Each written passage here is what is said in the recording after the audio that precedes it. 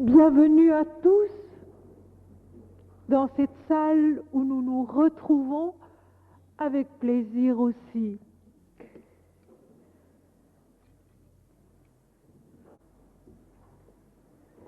Tout d'abord, tirer des sentiers de l'âme quelques poèmes de la saison.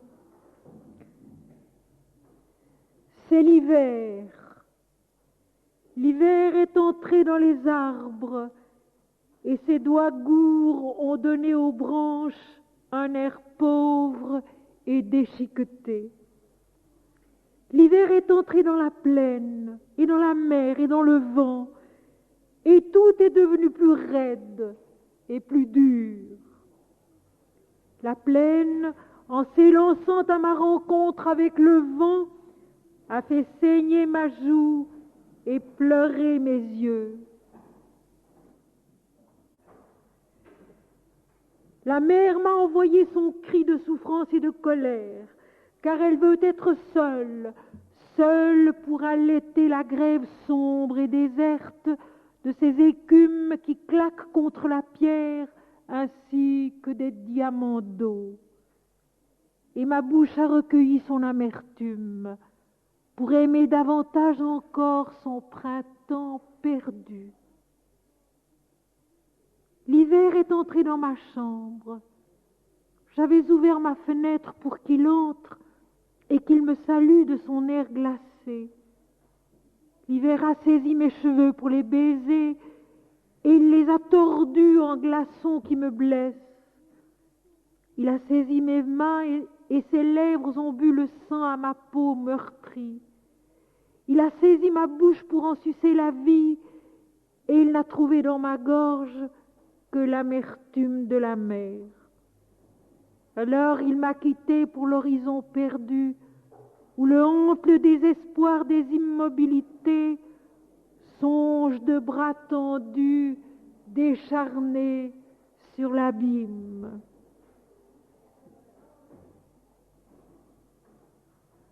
Quand les ailes de l'âme ont pressenti dans le vent des rafales la tiédeur caressante de leur azur divin, plus rien ne trompera leur vol, et les longs frimas de la terre ne pourront plus glacer leur foi.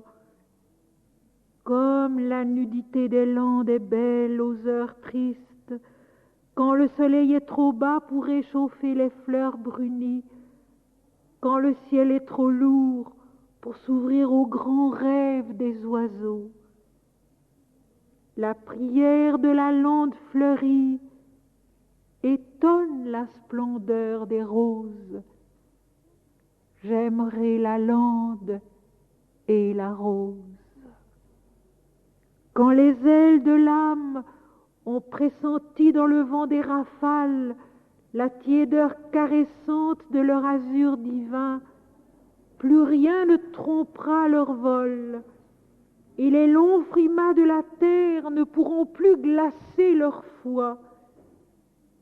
Comme la nudité des landes est belle aux heures tristes, quand le soleil est trop bas pour réchauffer les fleurs brunies, quand le ciel est trop lourd pour s'ouvrir aux grands rêves des oiseaux. La prière de la lande fleurie étonne la splendeur des roses. J'aimerai la lande et la rose.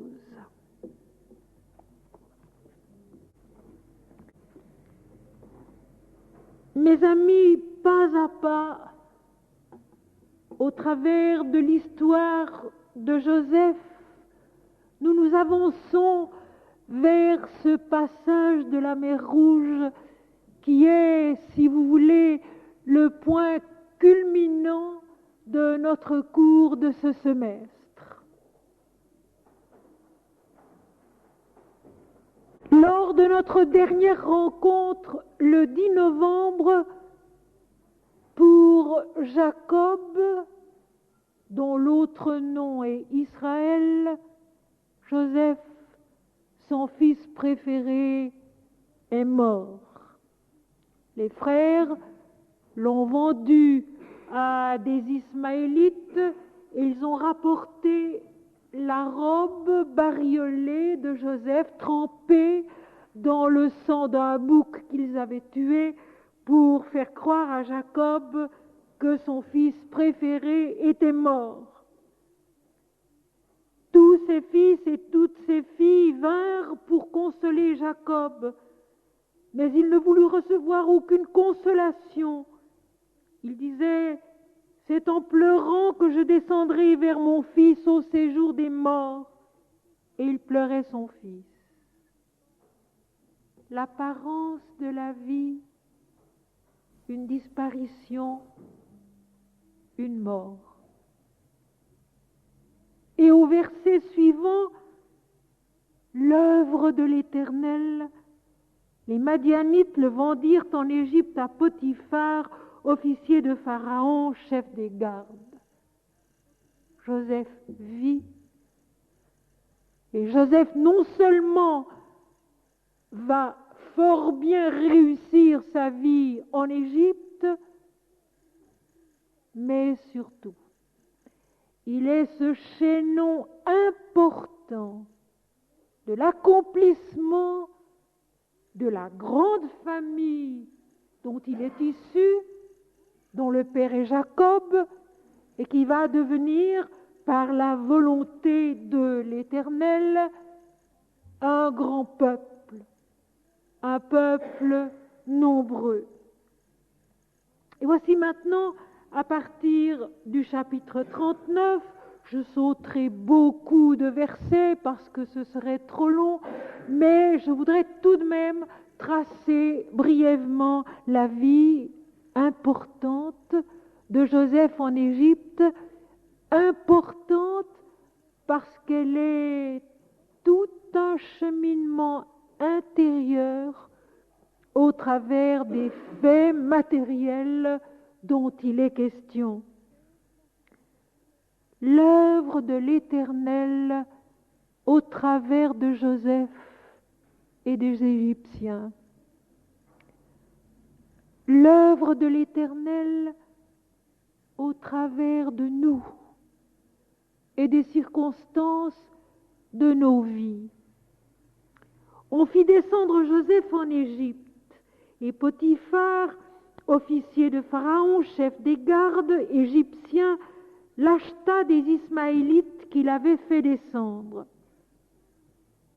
L'Éternel fut avec lui, et la prospérité l'accompagna. Je vous ai déjà signalé qu'une des caractéristiques de l'existence de Joseph, c'est cette absence totale d'indication sur ce qu'il a pu ressentir, sur ce qu'il éprouve, lui qui n'était encore qu'un tout jeune homme de 17 ans, lorsqu'il s'est vu d'abord saisi par ses frères et jeté au fond d'un puits, puis ressorti du puits pour être vendu aux Ismaélites et maintenant vendu à Potiphar. Tout simplement, l'Éternel le bénit et la prospérité fut avec lui. Pourtant, il y a au chapitre 42, au moment où les frères de Joseph doivent aller en Égypte à cause de la famine, une petite phrase dans la bouche des frères de Joseph qui dit ceci: nous n'avons pas écouté l'angoisse de son âme lorsqu'il nous regardait quand nous l'avons vendu aux Ismaélites. C'est donc un jeune garçon qui a dû connaître des souffrances intimes très grandes, une angoisse immense, mais dont il n'est autrement jamais question dans les textes. Il y a un côté très impersonnel au personnage de Joseph. Il est, si vous voulez, au-dedans de nous-mêmes, l'âme qui bien sûr porte et supporte tous les événements de notre existence, mais qui en est malgré tout détaché, libre dans sa démarche à elle, qui est avant tout une progression dans la lumière de l'esprit, dans la connaissance de l'Éternel, et chez Joseph tout simplement des actions justes. Il le dira lui-même lorsqu'il sera mis en prison. J'ai été enlevé de mon pays, des Hébreux, et maintenant je suis mis en prison, et pourtant je n'ai pas commis de faute, ni dans un cas, ni dans l'autre. Il s'agit donc bien d'une progression intérieure, et c'est pour cela que la vie de Joseph me paraît tellement intéressante. Elle est un chaînon de la longue chaîne qui, de la naissance d'Isaac, fils d'Abraham, au travers de Jacob, père d'une nombreuse famille, va faire d'Israël un peuple nombreux qui se fortifiera sur les trois plans inférieurs mais indispensables de la vie sur la terre, le physique, le vital, le mental, et quand ces trois plans seront bien fortifiés, établis, nombreux, multipliés, alors il y aura ce départ de l'Égypte et ce passage au travers de la mer Rouge qui est le commencement d'un dépassement intérieur de la condition simplement humaine. Et ce dépassement intérieur qui est une libération, c'est moi l'Éternel ton Dieu qui t'ai délivré de la maison de servitude, qui t'ai fait partir du pays d'Égypte, c'est le refrain qui vient toujours dans l'Ancien Testament, dans l'Exode. Ce premier dépassement de soi vient de l'Éternel en nous et n'est que le commencement de toute une évolution intérieure qui va rendre l'homme libre sur la terre, libre en Dieu. Libre sur la terre, libre en Dieu.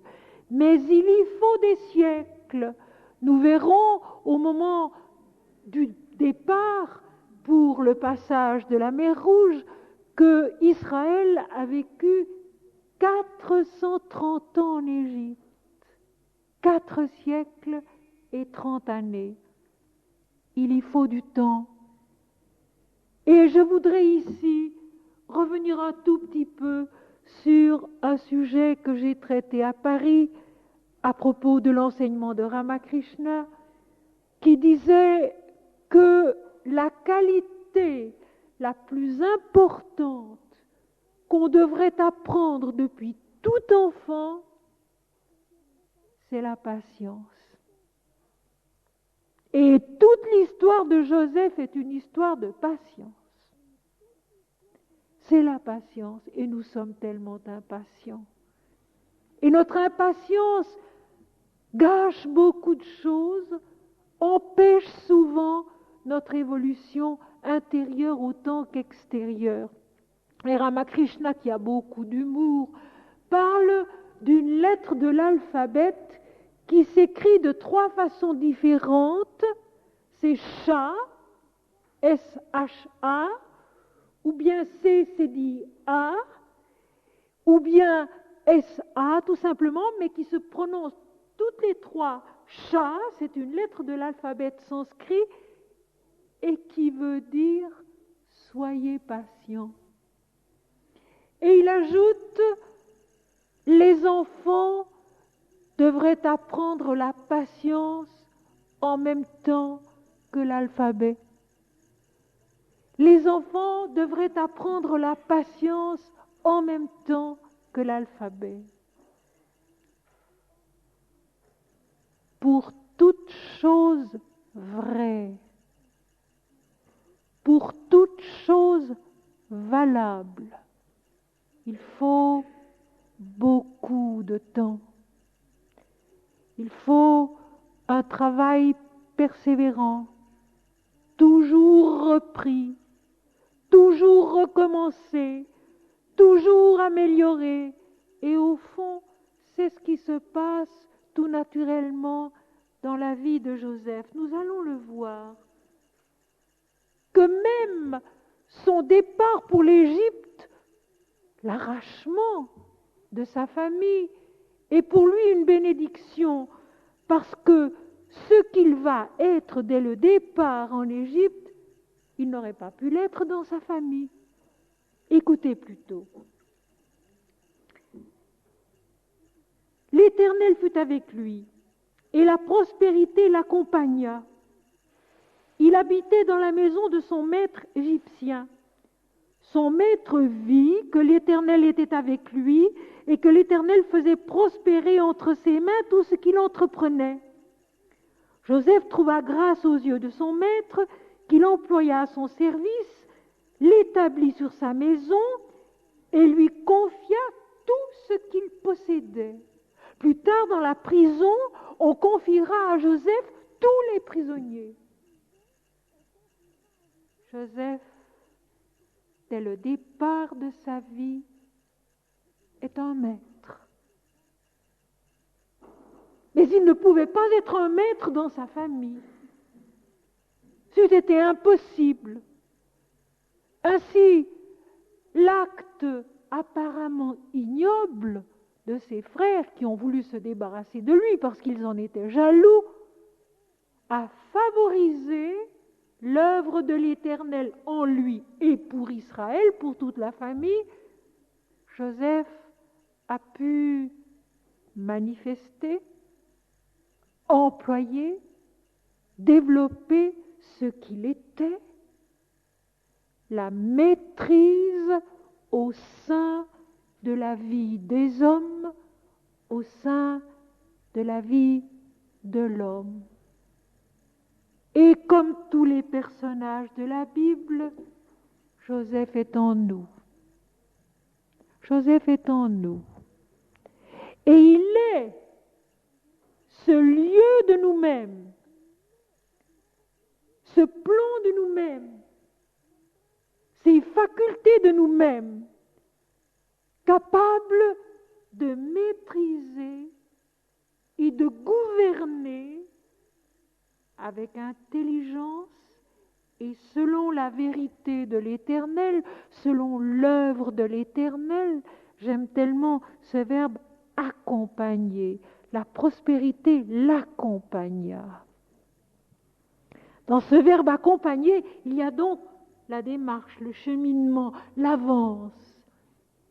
Eh bien, en nous aussi, il y a ce point de nous-mêmes, ce lieu de nous-mêmes, où nous savons recevoir la voix de la vie supérieure, de l'Éternel, de Dieu, pour maîtriser tout le reste de notre nature, tout le reste de notre vie.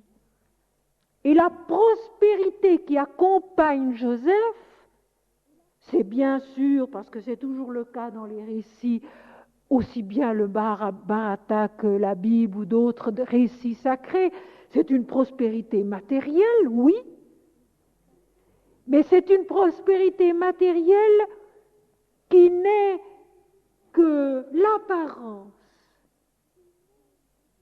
d'une prospérité intérieure. Et vous savez très bien que dans la vie du monde et de nos jours surtout, c'est d'abord la prospérité matérielle qu'on recherche, alors que celle-ci ne devrait être que la conséquence de la prospérité intérieure, qui est cette droiture de Joseph, qui est cette soumission aux événements, les acceptant comme ils viennent et comme ils sont, et ils n'ont pas du tout été tellement drôles pour lui jusqu'à présent. Il est déraciné pour l'instant, il est dépaysé, comme souvent notre âme aussi est dépaysée. Les circonstances de la vie, les difficultés qu'on rencontre ou même les joies qu'on reçoit, soudain nous dépaysent, nous placent dans une situation intérieure qui est tellement différente de ce que nous avions préparé, attendu, espéré, que nous avons un peu de peine à nous y adapter. Et nous avons besoin de cet accompagnement de l'esprit, de cet accompagnement de la prospérité divine, c'est-à-dire de cet accompagnement intérieur d'une instruction, d'une intelligence, d'une certitude qui nous permet de bien maîtriser et les joies et les peines, d'avancer sur un chemin sûr où, comme le dira tout à l'heure le texte, l'Éternel donne de la réussite à nos travaux. L'Éternel donne de la réussite.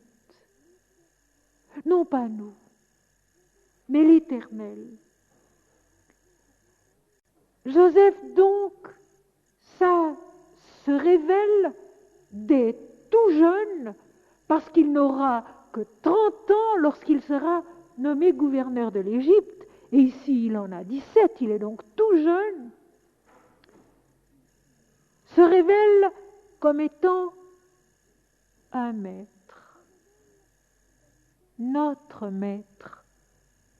Ce maître Joseph qui va conduire sa famille en Égypte, où la famille deviendra un peuple nombreux. Et puis ce peuple nombreux sera ramené d'Égypte à Canaan par l'Éternel. Et à Canaan, ce sera la venue de Jésus, la venue du Seigneur, du Sauveur, de l'Éternel, la révélation de Dieu en l'homme. Il y a toute une démarche d'un bout à l'autre de la Bible qui ne fait vraiment qu'un. La Bible est un total, une totalité indivisible. Et on ne peut pas l'expliquer et la comprendre en ne prenant qu'un petit passage à l'exclusion des autres. C'est ce qu'on fait souvent. On prend quelques versets et puis on oublie tout le reste. Alors que, par exemple, comme le livre de Job, ce livre-là est un tout qui a une signification qui va d'un point à un autre point. Eh bien, la Bible tout entière marche vers sa plénitude qui est l'Apocalypse, la révélation de Dieu en l'homme. Et Joseph en est un chaînon dans la vie du monde, dans la vie des pays, des peuples, mais aussi au-dedans de nous. Il reçoit donc, pour les gouverner, tout ce que possédait Potiphar. Qu'est-ce que cela veut dire? Cela veut dire que même le matériel est entièrement soumis à cette maîtrise, à ce gouvernement qu'est Joseph, et qui est une supériorité, une maîtrise qui vient de l'Éternel. Car sa réussite, sa prospérité vient de l'Éternel. Comme celle de Jacob venait de l'Éternel, et non pas de l'homme seul. Et voilà une notion qu'on perd facilement à chaque étape de sa vie. Très vite et très facilement, l'homme s'imagine être l'auteur de sa réussite. Alors que s'il observe un peu les choses, il s'aperçoit que sa réussite vient de très au-delà de lui, de quelque chose qu'il ne connaît pas, qu'il découvre un peu avec les années. Et souvent l'on peut dire, quand on a 60 ou 70 ans, mais au fond, ce que j'ai fait dans la vie, je ne l'avais jamais voulu. Je ne l'avais jamais pensé. Je ne l'avais jamais décidé. Mais c'est venu.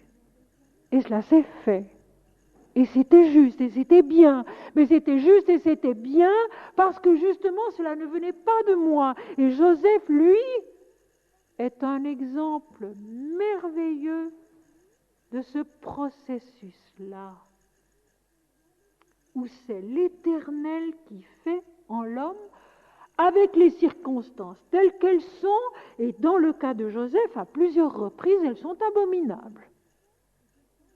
La jalousie de ses frères, le dessein de ses frères de le tuer, puis de le vendre, de s'en débarrasser. Son père le croit mort, il est vivant, et il prospère en étant déjà le maître de tous les biens d'un gouverneur de l'Égypte. Dès que Potiphar l'eut établi sur sa maison et sur tout ce qu'il possédait, l'Éternel bénit la maison de l'Égyptien à cause de Joseph. Et la bénédiction de l'Éternel fut sur tout ce qui lui appartenait, soit à la maison, soit au champ. Il abandonna aux mains de Joseph tout ce qui lui appartenait, et il n'avait avec lui d'autre soin que celui de prendre sa nourriture. Or Joseph était beau de taille et beau de figure. Tous les biens de l'Égyptien donnés aux jeunes étrangers pour qu'il les gouverne, pour qu'il les fasse prospérer. Tous nos biens, toutes nos facultés intérieures, toutes nos capacités humaines, celles que nous connaissons et celles que nous ne connaissons pas, parce qu'il y a tant de choses que nous ne savons pas, données, si vous voulez, à la puissance inconnue de notre âme, à la puissance inconnue de la lumière de l'Esprit en nous, de l'intelligence de l'infini, de l'Éternel. Tout ce que nous sommes, tout ce que nous possédons, notre croissance et la croissance de Joseph aussi, donc la croissance de notre âme aussi, donnée à cette maîtrise qui ne vient pas de Joseph, puisque l'Éternel bénit la maison de l'Égyptien à cause de Joseph, tout simplement. L'Éternel bénit l'Égyptien, tout vient toujours de l'Éternel, tous les biens soumis à cet invisible qui est plus réel et plus puissant que le visible. Ceci, mes amis, je voudrais que nous le comprenions bien et que nous le retenions bien.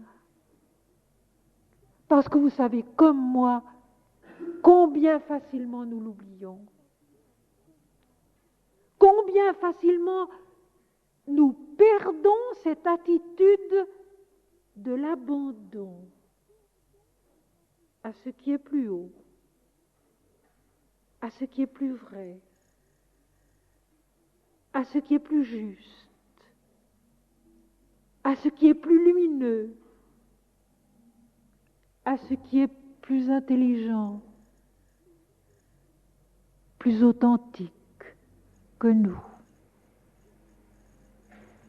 Nous libérer de nos possessions, dans une certaine mesure, qu'elles soient intérieures ou extérieures,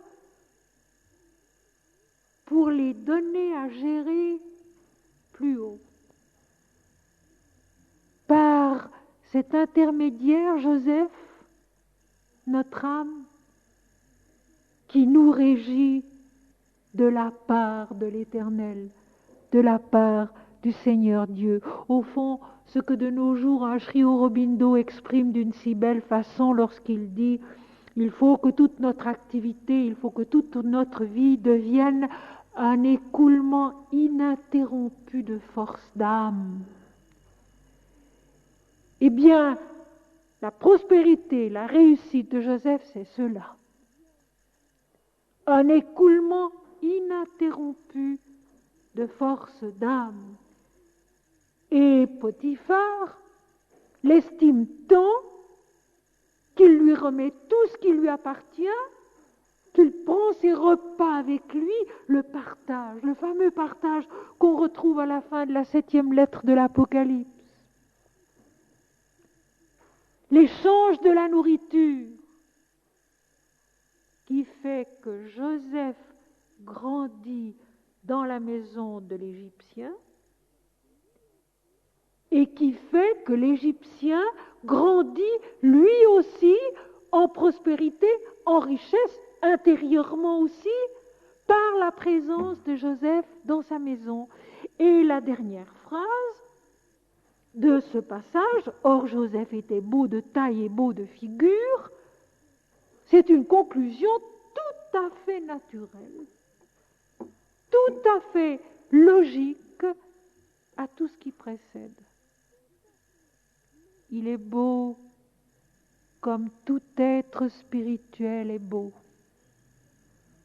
Il est beau de visage, il est beau de taille, comme notre âme est belle, comme notre conscience lumineuse est belle, comme l'Éternel est beau, comme la vérité est belle, comme la droiture est belle. Parce que dans tout le comportement de Joseph, il y a deux choses qu'il faut remarquer, sa droiture et son détachement de soi. Il ne s'attribue pas du tout les biens de Potiphar, il les gère pour la prospérité de son maître. Il faut donc retenir chez Joseph ces deux qualités maîtresses qui sont des qualités maîtresses de la vie spirituelle, de la croissance spirituelle, la droiture et le détachement de soi. La droiture et l'oubli de soi. Et c'est pour cela qu'il est beau. C'est pour cela qu'il y a sur lui un rayonnement qui attire la sympathie et qui fait de lui un chef, un maître, incontestablement. Notre âme en nous. Laissons-lui acquérir sa prospérité de la part de l'Éternel Dieu. Laissons-lui acquérir sa beauté de la part de l'Éternel Dieu. Ne l'empêchons pas par l'attachement, par l'égoïsme, par l'orgueil, par la bêtise aussi souvent, par le manque de jugement et de bon sens. Ne l'empêchons pas de manifester ce qu'elle est. Mais sur ce chemin de l'épanouissement de l'Égyptien et de l'épanouissement de Joseph, nous allons maintenant rencontrer le mensonge. Ce mensonge qui fait partie de la vie. L'erreur, l'égoïsme, la déformation. Joseph est un bienfait de l'Éternel dans la maison de l'Égyptien. Et vous connaissez l'histoire. La femme de Potiphar qui essaye de l'attirer à elle. Joseph, bien sûr, refuse, la repousse et finalement se sauve en perdant sa tunique une deuxième fois entre les mains de la femme de Potiphar. Il s'enfuit parce qu'il ne veut pas commettre un acte aussi lâche, aussi laid, aussi bas que celui qu'elle lui demande. Et pour la deuxième fois dans sa vie, il perd une tunique. Et ceci non plus n'est pas indifférent. Dans l'Inde, on explique que l'âme, en s'incarnant sur la terre, se revêt d'un certain nombre de tuniques, précisément. Et que, au cours de la vie, elle est appelée à perdre ces tuniques, l'une après l'autre. Joseph perd d'abord la tunique de la préférence de son père, Jacob, la tunique bariolée de plusieurs couleurs que lui enviaient ses frères. Il perd donc, l'âme là perd le caractère humain de la préférence. Parce qu'elle doit acquérir le caractère divin de la préférence. L'élection divine de la préférence, qui est déjà dans l'amour de ses parents, mais qui doit maintenant transparaître de plus en plus au jour. Et là, il perd une première fois sa tunique entre les mains de ses frères. Et il s'en va dans le pays étranger, loin des siens, plus personne ne sait rien de lui, et lui-même ne sait plus rien de sa famille. Et maintenant, en Égypte, où il a revêtu une autre tunique, il la perd à nouveau. Il a revêtu la tunique d'un chef, d'un gouverneur, d'un maître, mais d'un maître encore à un échelon inférieur, puisque Potiphar est lui-même un des employés, si l'on peut dire, du roi Pharaon. Et il la perd, et ulcéré, mortifié, bien sûr, la femme de Potiphar raconte à son mari le contraire de la vérité, c'est-à-dire que Joseph a voulu s'emparer d'elle, et pour preuve, elle montre la tunique. Potiphar se met en colère et il jette Joseph en prison. L'étape est terminée. Ce que Joseph devait devenir chez Potiphar est fait. Son apprentissage de gouverneur. Mes amis, la logique de cette existence et la logique des textes en général n'est pas du tout quelque chose d'artificiel. Rien n'est plus logique. Rien n'est plus admirablement articulé que notre progression spirituelle lorsque nous laissons Dieu faire et Dieu nous guider. Rien n'est plus parfaitement articulé, sans une faille, sans une faute, sans un moment de trop, sans un moment de pas assez. Les tuniques tombent de nous quand il est l'heure. Et généralement, nous sommes surpris, nous sommes blessés, nous sommes troublés. Et bien que le texte le dise à peine, Joseph a dû être horriblement angoissé et troublé quand il s'est trouvé sans sa tunique colorée aux mains des Ismaélites. Et maintenant qu'il est jeté en prison à la suite d'un mensonge, et il le dira pourtant dans un moment, nous le verrons, ayant perdu pour la deuxième fois une tunique importante puisqu'il était le chef de la maison de Potiphar, certes, il est aussi désemparé, troublé, mais de cela, il ne nous est rien dit. Parce que précisément, Joseph est cette démarche divine au-dedans de nous, qui ne pleure ni ne se réjouit humainement, mais qui avance spirituellement, divinement, en silence, avec vérité. Et je voudrais répéter cette phrase parce qu'elle est très importante. Joseph avance étape après étape, logiquement, selon la bénédiction de la main de l'Éternel qui repose sur lui, sans pleurer et sans se réjouir humainement. Parce qu'il s'agit d'une transformation, d'une croissance qui est spirituelle, qui est divine en nous, qui concerne notre âme qui peu à peu va devenir le gouverneur de toute notre existence et de tout notre être, mais de l'âme qui est la lumière de l'Esprit en nous.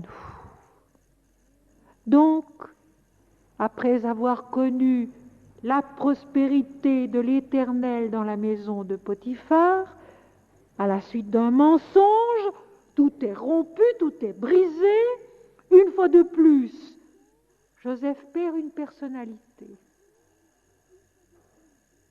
perd ce qu'il était, pour naître à autre chose, pour devenir quelqu'un d'autre. Mais pour le moment, il est en prison.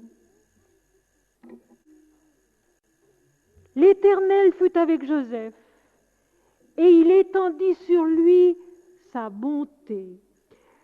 Au début du chapitre 39, c'était la prospérité de l'Éternel l'accompagna. Et l'Éternel bénit la maison de l'Égyptien à cause de Joseph. Et maintenant, parce qu'il est dans la peine, dans la prison, l'Éternel fut avec Joseph et il étendit sur lui sa bonté. Il y aurait tant à dire, mes amis, que nous n'en finirions jamais. Je suis obligée d'aller vite. Mais je signale tout de même ceci aussi. C'est que dans les différentes circonstances de nos existences, si nous sommes ouverts simplement par notre droiture et notre bonne volonté, je dirais, simplement par notre droiture d'esprit et notre bonne volonté, notre prière humble et naïve parce que pas très consciente de ce qui se passe dans ce domaine. La consolation exacte dont nous avons besoin vient. La force juste dont nous avons besoin vient. L'intelligence précise dont nous avons besoin vient. Et nous savons, et là je vous parle, mes amis, d'une longue expérience qui est la mienne en ce moment dans ce domaine. La réponse, la consolation exacte, la compréhension juste, la détermination précise, et dont nous sentons bien qu'elle ne vient pas de nous. Nous pouvons sentir qu'elle ne vient pas de nous, mais de Dieu. Et c'est quelque chose qu'on ne peut jamais dire. Parce que dans l'apparence de la vie, ce n'est pas compréhensible. Si on le dit, c'est déjà faux. Mais on peut le vivre et le comprendre au fond de soi. Et c'est ça la grâce. Et c'est ça la grâce du divin en nous. C'est ça la grâce de l'Esprit en nous. Ce n'est pas de devenir capable de clamer quelque chose. Pas du tout. C'est de porter en soi une certitude, d'être devenu autre chose. Et parce qu'on est devenu autre chose, pouvoir se taire.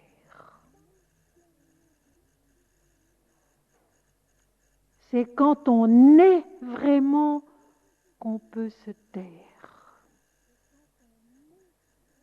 Tant qu'on se fait illusion sur soi-même, on parle. Et quand on est vraiment quelque chose, on peut se taire. Élie se taisait et agissait. Joseph se tait et il agit. Parce qu'à travers lui, c'est l'Éternel qui agit. Et cette fois-ci, dans la prison, c'est la bonté de l'Éternel. Et nous aussi, à l'occasion, nous sommes jetés en prison. Nous aussi, d'une façon ou d'une autre, dans la vie, par nous-mêmes ou au milieu des autres, nous sommes jetés en prison par un mensonge, par une erreur, par un faux témoignage, par quelque chose qui a mal tourné et qu'on ne peut pas expliquer. Intérieurement ou extérieurement, nous sommes en prison. Et c'est alors la bonté de l'Éternel qui s'étend sur nous. Et la bonté de l'Éternel, nous savons ce que c'est, parce que nous l'avons déjà rencontré. Jésus disant au jeune homme riche, « Pourquoi m'appelles-tu bon? Il n'y a de bon que Dieu seul. » Une bonté qui n'a rien à voir avec notre sentimentalité, ou rien du tout.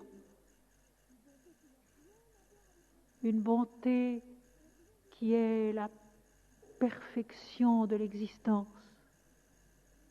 la perfection divine de la création, de tout ce qui est. Donc, l'Éternel étend sur Joseph sa perfection. Il est injustement mis en prison, peu importe, la perfection de la vie est sur lui. La perfection de l'Éternel, le don de la vie divine est sur Joseph dans la prison. Et le chef de la prison plaça sous sa surveillance tous les prisonniers qui étaient dans la prison. Et rien ne s'y faisait que par lui. Devant un texte pareil, et vu tout ce qui précède, on comprend bien qu'il ne s'agit pas d'un homme. Les prisonniers maintenant lui sont donnés. Et rien dans la prison ne se faisait sans lui. Peut-on mieux définir l'action de notre âme en nous et dans la vie? Rien ne se fait sans elle. Et tout ce qui en nous et autour de nous est prisonnier encore de l'ignorance et de la nuit est sous sa direction, sous sa protection, qui permet même à ce qui est prisonnier en nous et dans la vie de monter, de s'épanouir, de se libérer. C'est ce que nous allons voir. Joseph, lui non plus, n'est pas quelqu'un. Joseph, il est en tous et en chacun. Il est l'âme de l'homme qui marche très naturellement, avec droiture devant l'Éternel, et qui reçoit de lui la préférence, l'élection humaine qui deviendra divine, la prospérité, la bénédiction, et maintenant la bonté, c'est-à-dire la perfection. Vous vous rendez compte de l'ascension? Vous vous rendez compte de l'ascension de ce très jeune homme? Cette ascension qui est la nôtre, à condition que nous essayions d'être comme Joseph, d'agir avec droiture, faisant ce qui se présente, parce que j'imagine que Joseph n'a jamais pu prévoir ce qui lui serait demandé. Comme enfant, il gardait les troupeaux avec ses frères. Plus tard, il est le gouverneur d'une maison d'un grand Égyptien. Maintenant, il est le chef des prisonniers dans la prison de Potiphar. Il n'a jamais pu imaginer d'avance qu'il serait ceci ou cela. Donc il fait avec droiture, avec vérité, avec conscience ce qui doit être fait, mais il le fait sans aucun attachement à lui-même. Dans tout ce qu'il est, dans tout ce qu'il fait, rien ne lui appartient. Ni le fait d'être le préféré de son père Jacob, ni le fait d'être vendu aux Ismaélites, ni le fait d'être le chef de la maison de Potiphar, ni le fait d'être victime du mensonge de la femme de Potiphar, ni le fait d'être jeté en prison et puis d'être le chef des prisonniers. Tout cela vient d'une manière inattendue, involontaire. Et il s'efforce seulement de le faire bien. Et pour le moment, en apparence, la récompense, c'est qu'il est en prison tout de même. L'âme, après avoir connu un temps de prospérité, de bénédiction, de croissance, a besoin d'un temps où elle est contenue pour assimiler, pour digérer, pour permettre à l'être entier d'incarner ce qu'elle est devenue. Parce que Joseph, comme Élie, dont nous avons tant parlé au début de l'année, est devenu quelqu'un d'autre. Il a quelques années de plus, il a une force plus grande, son âme est devenue plus puissante, plus lumineuse. Il avait des songes étant enfant, des songes qu'il ne comprenait pas, mais qui se réalisent. Maintenant, il sait que l'Éternel lui donne la prospérité, lui donne sa bénédiction, lui donne sa bonté. C'est immense. On ne peut pas grandir toujours. Et j'en reviens à la patience. Ce temps de Joseph dans la prison, c'est un temps de patience, où il faut garder confiance, où il faut garder espoir, où il faut demeurer fidèle à ce qui a été, à ce qui est. Mais il n'est pas question un instant de doute dans l'histoire de Joseph. Ça aussi, il faut le remarquer. Pas un instant, Joseph ne doute. Pas un instant, il ne dit « Oh, mais les choses vont si mal maintenant. Est-ce que Dieu est vrai? Est-ce que je suis vraiment guidé par l'Éternel, le Dieu de mes pères, le Dieu de mon père Jacob et de ma mère Rachel et de mes frères ?» Jamais de plainte, jamais de doute, jamais de découragement. Le chef de la prison ne prenait aucune connaissance de ce que Joseph avait en main parce que l'Éternel était avec lui. Vous savez, ce texte, il est tellement immense que je voudrais m'arrêter à chaque mot.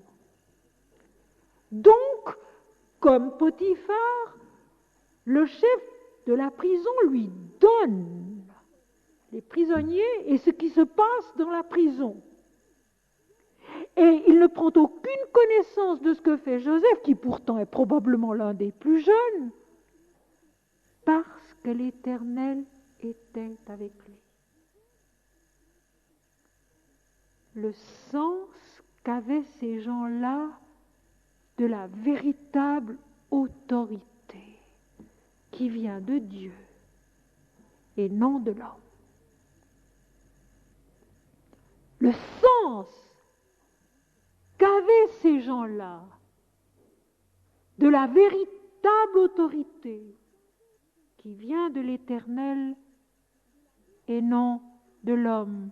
Et l'Éternel donnait de la réussite à ce qu'il faisait. Donc, s'il a su gérer les biens prospères de l'Égyptien, il sait maintenant guider, diriger, aider à vivre des prisonniers. Autre préparation, et combien utile pour la tâche qui va être la sienne plus tard, où il sera le gouverneur de toute l'Égypte, qui est un grand pays. Celui qui permet à sa famille de devenir un grand peuple. Et oui, il faut aussi savoir contenir des prisonniers, diriger des prisonniers, et pas seulement des hommes saints. Admirable école, où rien n'est laissé au hasard. Mes amis, je vous le dis en vérité, la sadhana, la discipline spirituelle, lorsqu'elle est vécue de cette manière, guidée par Dieu en nous, elle a cette rigueur, elle a cette précision, où rien n'est laissé au hasard, où rien n'est oublié, où tout est juste, où tout est vrai. Malgré nos faiblesses, malgré nos reculs, malgré nos incompréhensions, malgré notre petitesse. Et ceci, ce n'est pas pour quelques privilégiés, c'est pour nous tous, vous tous qui êtes ici, eux tous qui sont dehors. C'est vrai, pour chacun d'entre nous, pour chacun d'entre vous, pour chacun d'entre eux. Il suffit de se laisser faire en agissant avec droiture et en recevant de l'Éternel ce qu'il veut nous donner et non pas ce que nous aimerions qu'il nous donne. Là où il veut nous conduire et non pas où nous voudrions aller. Oh, c'est une longue école qui n'est pas tous les jours facile. Et l'exemple de Joseph qui est pourtant si discret parce qu'il n'est jamais dit que Joseph fut découragé ou triste ou qu'il regretta quelque chose, jamais. Il va, il est ce qu'il doit être et comme il est, avec ses faiblesses et ses forces, partout où la vie le place, partout où l'Éternel le conduit. Et cette réussite que l'Éternel donne à ce qu'il fait dans la prison, eh bien, on peut se l'imaginer un peu. Il y avait de l'ordre dans la prison. Comme il peut, grâce à notre âme, y avoir de l'ordre dans notre être, pourtant troublé et prisonnier de quantité de choses. Il y avait de l'ordre dans la prison, les choses se passaient bien, et très probablement que peu à peu, certains des prisonniers, eux aussi, progressaient dans cette prospérité de l'esprit qui est celle de Joseph, parce qu'il n'en a pas d'autre pour l'instant. Lui-même ne possède rien, ni chez Potiphar, ni dans la prison, il ne possède rien. Mais sa prospérité, c'est l'expérience de Dieu. Dieu, qu'est-ce que c'est, si on vous demande? Dieu, qu'est-ce que c'est? Il y a une réponse. Dieu, c'est quelque chose qu'il faut vivre. Il n'y a pas d'autre réponse. Dieu, c'est quelque chose qu'il faut vivre. Et on ne peut pas en parler si on ne le vit pas. Et même quand on le vit, il est encore très difficile d'en parler sans le fausser. Dieu, qu'est-ce que c'est? Dieu, c'est quelque chose de merveilleux qu'il faut vivre. Mais ce merveilleux n'exclut pas les difficultés. Et il y faut une patience infinie et remplie d'amour. La réussite de Joseph dans la prison, eh bien, c'est aussi sa croissance intérieure. C'est aussi ce qu'il devient. Et de même que le prophète Élie, pendant la sécheresse, près du torrent ou à Sarepta, devient capable de ressusciter un enfant mort et de faire tomber la pluie sur le pays, eh bien de même, Joseph acquiert dans la prison cette réussite-ci, une très grande lucidité spirituelle. Joseph voit clair. Il est l'âme qui domine tous les autres éléments de la vie et qui voit clair. Selon l'Éternel. J'allais dire du haut de l'Éternel, mais c'est encore trop tôt. Il voit clair selon l'Éternel, à chaque pas. Et voici la suite, au chapitre 40. Après ces choses, il arriva que les chansons et le panetier du roi d'Égypte offensèrent leur maître, le roi d'Égypte. Pharaon fut irrité contre ces deux officiers, le chef des échansons et le chef des panetiers. Et il les fit mettre dans la prison du lieu où Joseph était enfermé. Le chef des gardes les plaça sous la surveillance de Joseph, qui faisait le service auprès d'eux. Et ils passèrent un certain temps en prison. Un élément nouveau. Quelque chose qui vient du roi. Quelque chose qui vient de Pharaon. Et qui va pour Joseph, avec patience encore, ouvrir le chemin qui le conduira à ce qu'il doit devenir en Égypte. Pendant une même nuit, les chansons et le panetier du roi d'Égypte, qui était enfermé dans la prison, eurent tous les deux un songe, chacun le sien, pouvant recevoir une explication distincte. Voilà pour la première fois de nouveau dans la vie de Joseph, le songe. Cette visite de l'esprit. Parce que dans la Bible, les songes ont cette signification-là. Je m'empresse de dire que tous les songes ne l'ont pas. Et qu'il ne faut pas s'attacher à ce qu'on a rêvé la nuit à toute force. Il y a parfois des rêves que nous avons, oui, qui sont une indication, qui sont un avertissement, qui sont un éclairage de l'esprit en nous. Mais laissons faire. Si un songe a de l'importance, il le prouvera de lui-même en revenant à notre esprit pour que nous le comprenions. Autrement, laissons tranquillement s'endormir les rêves que nous pouvons avoir la nuit. Je connais des gens qui se tourmentent pour tous les songes qu'ils ont au cours de l'année. C'est un peu inutile. Il y a des songes importants, certes, et celui-là va en être un. Mais il y en a beaucoup qui n'ont aucune valeur précise.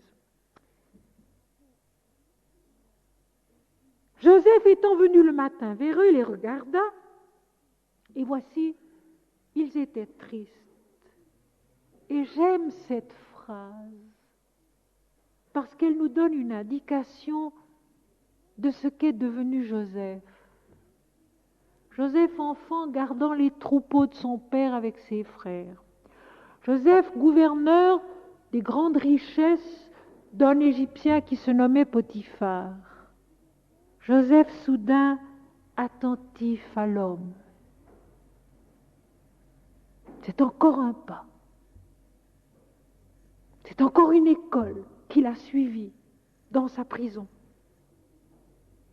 Il était attentif aux hommes. Et puisqu'il remarque qu'ils sont tristes et que tout à l'heure il va leur demander pourquoi, il avait donc à cœur que ces prisonniers n'aient pas mauvais visage, comme il le dira, que ces prisonniers ne soient pas malheureux, ne soient pas tristes. Et ça, c'est tout un monde. Connaissons-nous beaucoup de chefs de prison qui s'inquiètent de savoir si leurs prisonniers ne sont pas tristes ou s'ils sont tristes? Et à l'époque, Joseph qui remarque que ces deux hommes qui ont été confiés à sa garde ont l'air tristes. Il y a tout dans la Bible, mes amis, tout. Toute la vie, comme elle est conçue et vue par Dieu, complètement, en chacun et en tous. Et je relis parce que cette toute petite phrase est importante. Joseph étant venu le matin vers eux, les regarda, et voici, ils étaient tristes. Alors, il questionna les officiers de Pharaon, qui étaient avec lui dans la prison de son maître, et il leur dit, « Pourquoi avez-vous mauvais visage aujourd'hui ?» Il ne voulait donc pas que ces prisonniers aient un mauvais visage. Autrement dit, aujourd'hui on dirait, il voulait que ces prisonniers aient un bon moral. Et nous aussi, quand nous sommes prisonniers d'un tas de choses intérieures et extérieures, il faut que notre âme veille à ce que nous ayons un bon moral.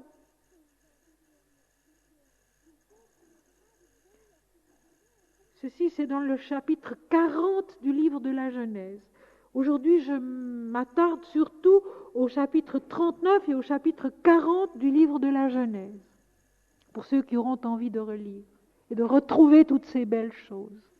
Chapitres 39 et 40 du livre de la Genèse. Parce qu'il faut relire. Il y a tant de choses à découvrir, et vous en découvrirez d'autres que celles qui ont été dites ce soir. Pourquoi avez-vous mauvais visage aujourd'hui? Qu'est-ce qui se passe? Qu'est-ce qui ne va pas? Joseph, sachant guider un troupeau dans le désert, sachant gérer des richesses, sachant conduire des prisonniers et s'occuper de leur état intérieur, quel apprentissage pour devenir ce qu'il va être, le gouverneur de l'Égypte. Et à cause de cela, une seconde fois, un père de ce peuple d'Israël qui va se multiplier en Égypte. Israël qui veut dire en hébreu lutter avec Dieu, et Dieu est fort. Donc Dieu est victorieux dans cette lutte entre l'homme et Dieu. Joseph est un maillon très important. Et tout ce qu'il apprend à faire, lui, avec droiture, nous aussi, nous avons à le faire avec droiture dans notre vie extérieure comme dans notre vie intérieure. Ils lui répondirent, nous avons eu un songe, et il n'y a personne pour l'expliquer. Et maintenant, écoutez bien la réponse de Joseph. Joseph leur dit, n'est-ce pas à Dieu qu'appartiennent les explications? Ô sagesse! N'est-ce pas à Dieu qu'appartiennent les explications? Et il ajoute quelque chose que on peut peut-être mal comprendre au premier moment, mais il ne faut pas se laisser prendre à notre incompréhension. Racontez-moi donc votre songe. Ce n'est pas par orgueil que Joseph dit cela, mais ces deux phrases qui se suivent nous montrent une chose. Elles nous montrent qu'à partir de ce moment-là, l'âme, Joseph en nous, a suffisamment grandi, suffisamment évolué, qu'elle s'est suffisamment purifiée et détachée d'elle-même pour savoir qu'à travers elle, c'est Dieu qui parle et non pas l'homme. Joseph a fait un chemin colossal. Il est devenu conscient d'être un instrument que l'Éternel emploie à ses fins à lui et non pas aux siennes propres.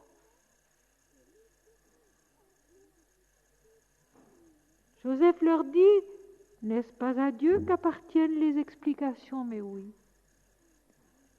C'est Dieu seul qui sait, c'est Dieu seul qui peut expliquer, c'est Dieu seul qui peut dire. Mais il peut le faire à travers quelqu'un qui est assez pur, assez net, pour simplement transmettre ce qu'il reçoit d'en haut sans y toucher. Et quand Joseph ajoute « Racontez-moi donc votre songe », il prouve par là qu'il sait qu'il est devenu un instrument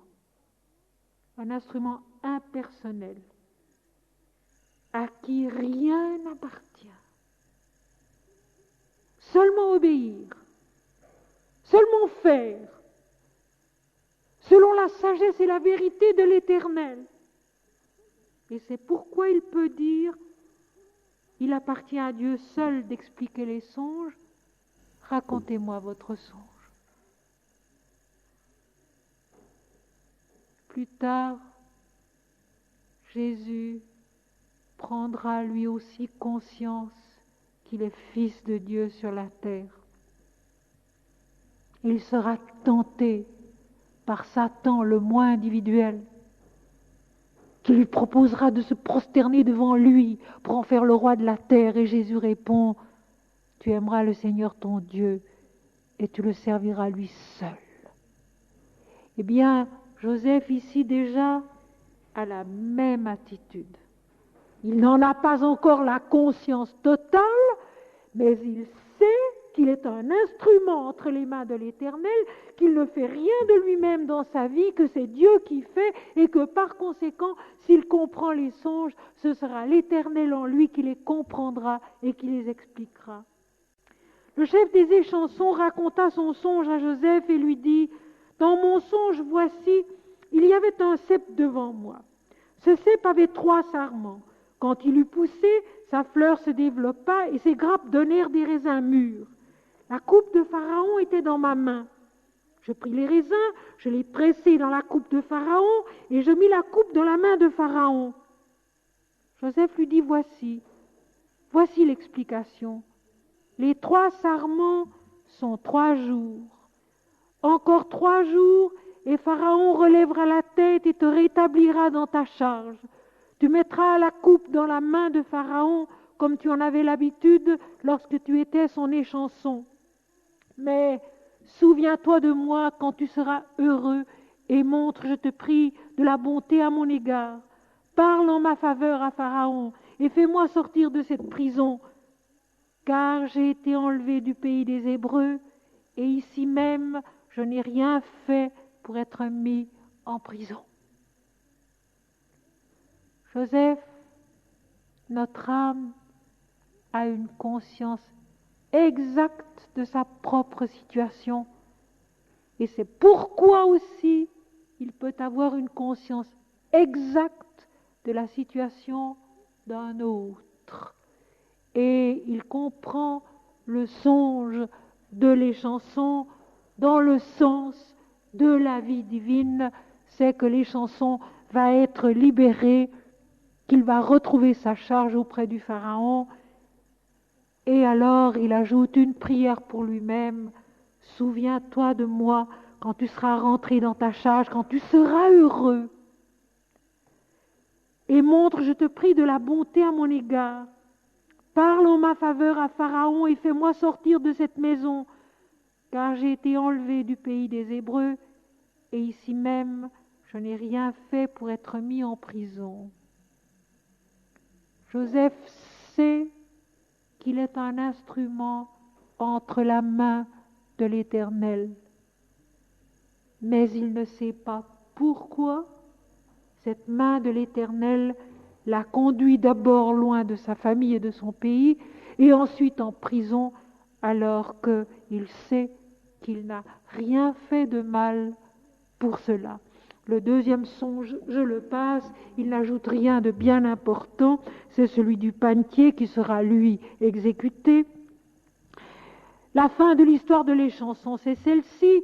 Le 3e jour, jour de la naissance du Pharaon, il fit un festin à tous ses serviteurs et il éleva la tête du chef des échansons et la tête du chef des panetiers au milieu de ses serviteurs. Il rétablit le chef des échansons dans sa charge pour qu'il mît la coupe dans la main de Pharaon. Mais il fit pendre l'autre, donc, selon l'explication que Joseph avait donnée.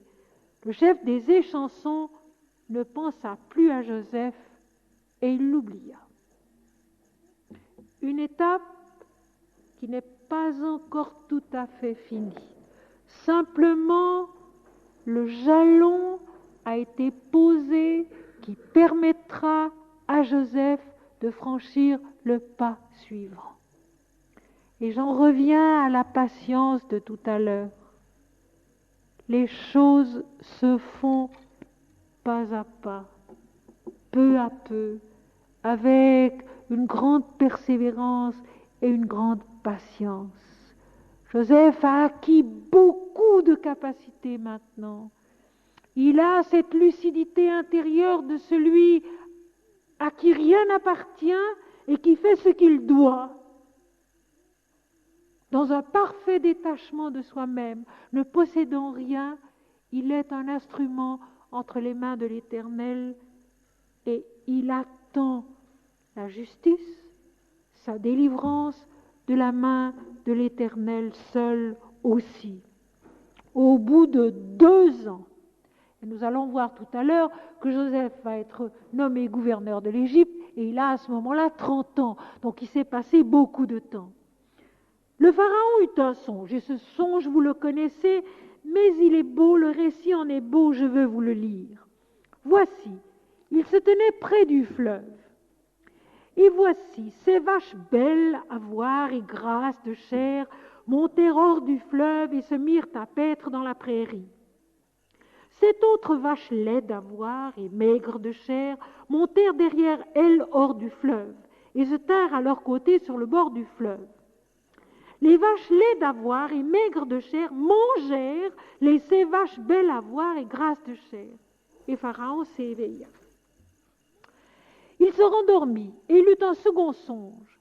Voici, 7 épis gras et beaux montèrent sur une même tige, et 7 épis maigres et brûlés par le vent d'Orient poussèrent près d'eux. Les épis maigres engloutirent les 7 épis gras et pleins, et Pharaon s'éveilla de son songe. Le matin, Pharaon eut l'esprit agité, et il fit appeler tous les magiciens et tous les sages de l'Égypte. Il leur raconta ses songes, mais personne ne put les expliquer à Pharaon. Je ne m'attarde pas, c'est une histoire que nous connaissons tous. Alors, le chef des échansons prit la parole et dit à Pharaon, « Je vais rappeler aujourd'hui le souvenir de ma faute. » Il se rappelle qu'il a oublié l'âme. Et nous aussi, nous avons des moments dans la vie où un fait, quelque chose, soudain nous réveille de notre torpeur et nous rappelle que nous avons oublié l'âme, oublié ce qui venait d'en haut, qui nous avait bénis, qui nous avait délivrés, nous l'avons oublié. Il ne s'agit pas du tout d'en avoir une reconnaissance servile et continuelle, non. Mais se souvenir de ce qui est important, se souvenir de ce qui est essentiel dans la vie. Et cela, bien souvent, nous ne le faisons pas. Et le texte est touchant parce que les chansons disent « Je vais rappeler aujourd'hui le souvenir de ma faute ». Il ne dit pas mon oubli. Il dit ma faute. Et ceci est une indication pour nous. Lorsque nous oublions l'esprit, le supérieur, l'âme en nous, c'est une faute. Non pas passible d'une punition terrible dans l'éternité, non. Mais c'est une faute envers nous-mêmes. C'est une faute envers la croissance de la vie, envers l'épanouissement des événements et des êtres. Pharaon s'était irrité contre ses serviteurs et il m'avait fait mettre en prison dans la maison du chef des gardes, moi et le chef des panetiers. Nous eûmes l'un et l'autre un songe dans une même nuit, et chacun de nous reçut une explication en rapport avec le songe qu'il avait eu. Les choses sont arrivées selon l'explication que Joseph nous avait donnée. Pharaon me rétablit dans ma charge et il fit pendre le chef des panetiers. Pharaon fit appeler Joseph, on le fit sortir en hâte de prison, il se rasa, changea de vêtements et se rendit vers Pharaon. Le voilà avec une nouvelle tunique. Le voilà avec un nouveau vêtement. Voilà l'âme dans un nouveau rôle, dans un nouveau stade de sa croissance vers la toute-puissance de l'Éternel, parce que c'est seulement de cela qu'il s'agit, de rien d'autre. L'Éternel qui accomplit son œuvre à travers l'homme, à travers les hommes. Joseph se rase, on lui donne des vêtements, il change d'habit et il va se présenter à Pharaon et c'est le commencement d'autre chose. La gloire d'un homme, non, mes amis. Et rien dans le texte ne le fait sentir. La gloire de Dieu à travers un homme, oui. L'œuvre de l'Éternel à travers un homme, oui. Mais la gloire de Joseph, non.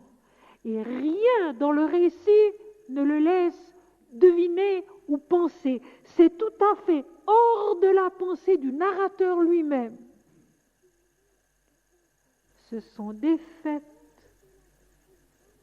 Et c'est merveilleux, mes amis. Ce sont des faits de Dieu en nous.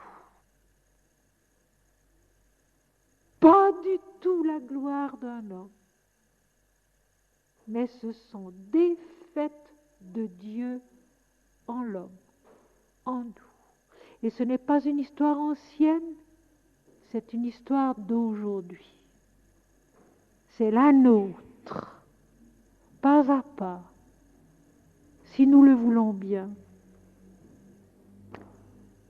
Joseph dit à Pharaon, ce qu'a songé Pharaon est une seule chose. Joseph qui ramène tout à l'unité, Joseph qui ramène tout à Dieu, ça aussi c'est extraordinaire. Ce qu'a songé Pharaon, c'est une seule chose. Dieu a fait connaître à Pharaon ce qu'il va faire. Joseph a déjà ce sens de l'unité de la vie, où tout se ramène à Dieu seul. Et il le dit d'une admirable façon. Ce qu'a songé Pharaon est une seule chose. Dieu a fait connaître à Pharaon ce qu'il va faire. Les 7 vaches belles sont cette année, et les 7 épis beaux sont cette année. C'est un seul songe. Les 7 vaches décharnées et laides qui montèrent derrière les premières sont cette année, et les 7 épis vides brûlés par le vent d'Orient seront cette année de famine. Ainsi, comme je viens de le dire à Pharaon, Dieu a fait connaître à Pharaon ce qu'il va faire. Voici, il y aura 7 années de grande abondance dans tout le pays d'Égypte.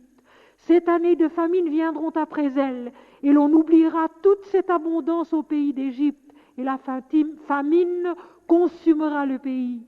Cette famine qui suivra sera si forte qu'on ne s'apercevra plus de l'abondance dans le pays. Les vaches maigres qui mangent les grasses, les épis brûlés qui dévorent les beaux épis. Si Pharaon a vu le songe se répéter une seconde fois, c'est que la chose est arrêtée de la part de Dieu et que Dieu se hâtera de l'exécuter. Et cette abondance, bien employée, Et cette famine, bien employée aussi par Joseph et par l'Éternel, va amener la famille de Jacob en Égypte. Et l'Éternel le dira pour en faire une grande nation.